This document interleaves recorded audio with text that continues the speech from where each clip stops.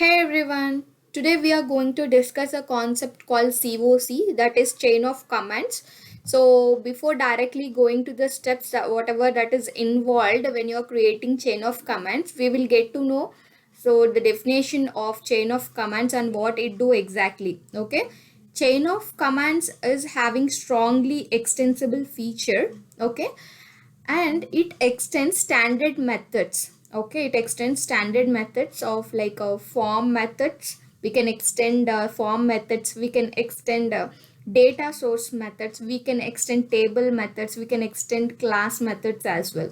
Okay, so let's go ahead and create for the first step. Okay, add new item. From D365 items, you have to select class. Okay, select class, give a proper name. Okay, so today as it is a chain of commands, let's see, just giving AX chain of commands. Okay, chain of command. And whenever you are creating class, the first step is whenever you are creating class, create it with underscore extension. Okay, so this is the first step, create it with underscore extension and click on add. So whenever you click on add, a code window will be appears for us, and the next step what you have to do is you have to write extension of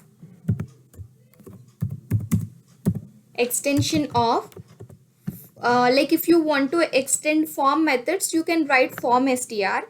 If you want to extend table methods, you have to write table str. If you want to extend data source methods, form data source str. If it is a class methods, it's a class str. Okay, so today I'm just showing you form str of, and you can just give here a form name. So for which form that you are going to, for which form method that you want to extend. Okay, so let's just give a when table, as this is a standard form, when table form.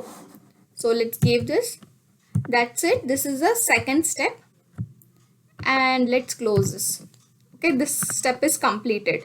And third step what we have to do is we have to make this class as final.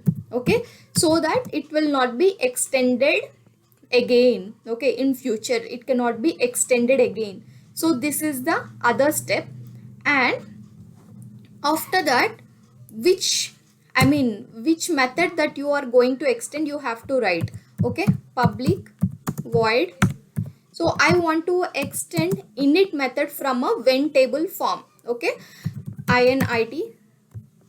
So I want to extend this method. So the same you have to write here, whatever the method that you're going to extend. So later what you have to do is you have to write next keyword, and after that with the next keyword you have to just whatever that you have written method name, you have to give a semicolon like this.